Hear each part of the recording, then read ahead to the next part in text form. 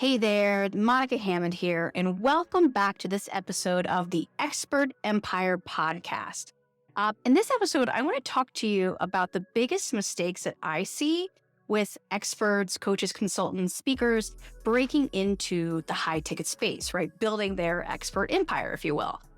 I have worked with many different coaches, consultants, experts moving into the space, and I have realized there are a few things that are incredibly common. Almost every single person that I've worked with, either in a coaching capacity, if they're in one of my programs, or if it's one of my equity partners where I go in and take a big piece of their business in exchange for doing some of the work for them, right? And mentoring them along the way.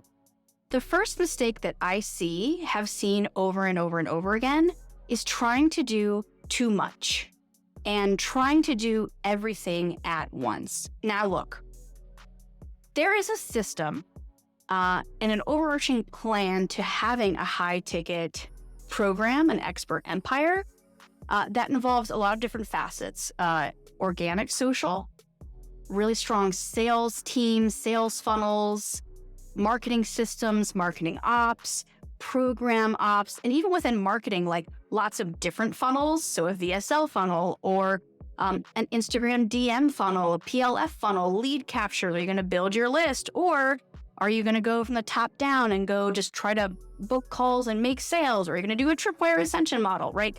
There's lots of different ways to go about creating your expert empire. And the biggest thing that I see as a mistake from the beginning is trying to do it all at once, because then nothing gets done well. And you also can't see results. So like, let's say you have $5,000 a month to spend on your business, on ads, on personnel, whatever. Well, if you're trying to spend that on hiring a setter and a closer, hiring someone to do ClickFunnels, and also running 4 different funnels for you that you're spending $20 a day on every funnel, it's not going to work, right? You're not going to get the data and you're not going to be able to focus on the data and the results in a way that's going to move the needle. I really realized this because I'm guilty of this as well. In the very beginning, it was like, this about a decade ago, like throw spaghetti against the wall and see what sticks. Like, I'm going to try this funnel. I'm going to try this freebie into this tripwire. Okay, that didn't work. Well, now what I'm going to do? What I found has worked best is focusing on one funnel, giving it a really solid amount of ad spend. I'm talking $500 a day, $200 a day, $1,000 a day, and really honing in on the data on that one funnel. So let's say it's a VSL funnel. There's so many parts of the funnel that can break. I've had that happen where like suddenly there was like the pixel on my thank you page disappeared. And so Meta wasn't getting the data it needed and it totally screwed up my pixel for like 2 months. Horrible. Things can break. You got to know what breaks and how to fix it, right?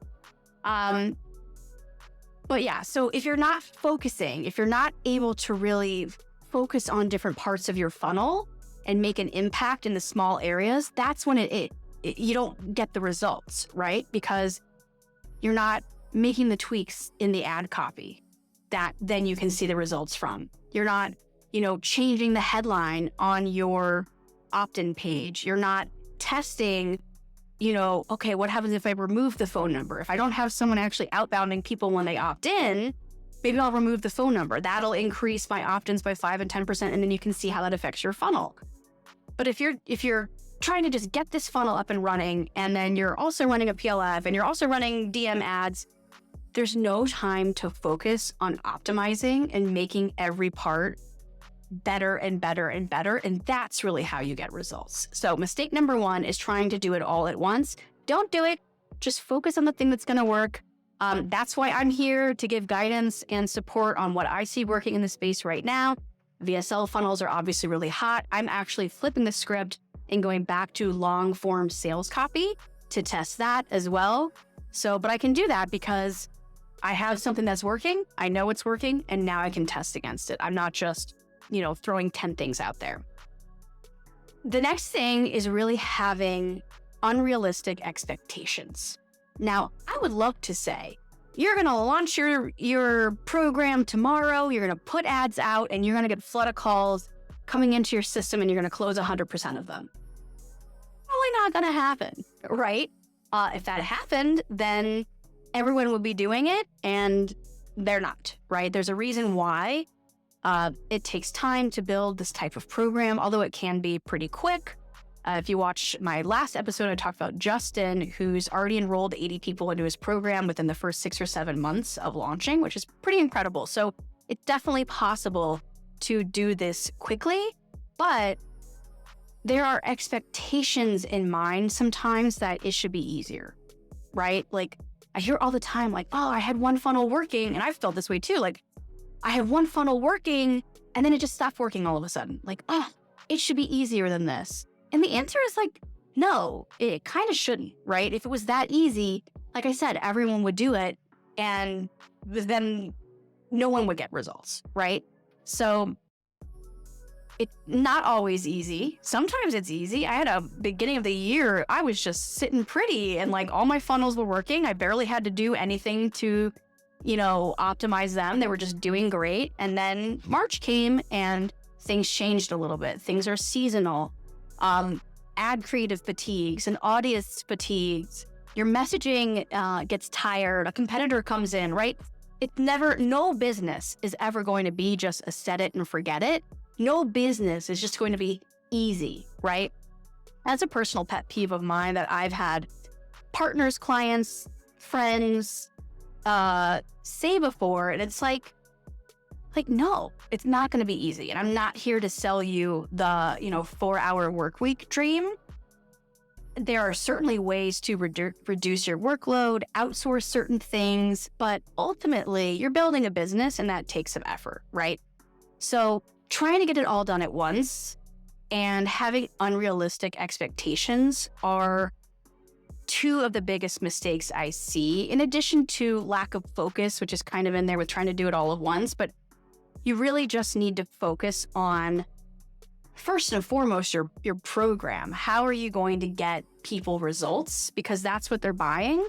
And if you can deliver incredible results, that's going to build word of mouth. That's going to build referrals. That's going to be your best asset, is having an amazing program that delivers amazing results. Because ultimately that's hopefully why we're all in it, right? Like I know for me, I love working with people and making an impact. And that's how I amplify my impact, right? I'm helping coaches, consultants, experts go from working with just a few people, making a smaller impact, to making a much bigger impact. So that was actually something really cool that my business partner, Chip, said to me recently. We've grown his group coaching program to almost 200 people at this point over the last couple of years. And he was saying that, I've impacted his life, made his life better, but I've also made the lives of hundreds of restaurant owners better, which felt really good because I had never really thought of it that way, right? Like I'm here thinking that I'm making Chip's life better, like for sure. He takes Thursdays and Fridays off to go golfing and spend time with his family. He's been away every weekend, like he's living his dream, but I hadn't really thought about the impact that I have been making beyond him. So that was really exciting. So I hope this is helpful in terms of the mistakes that if you're just starting out in this industry, if you're just starting out building your own expert empire, thinking about how you're going to do this, pick something and stick with it, and try to set realistic goals and expectations, right? And just know if something's not working, maybe it needs some small changes. Maybe you do need a total strategy shift, right? But if you're focused, then you can really get the results that you are striving for. That's it for this episode of the Expert Empire Podcast. I'm your host, Monica Hammond, and I'll see you next time.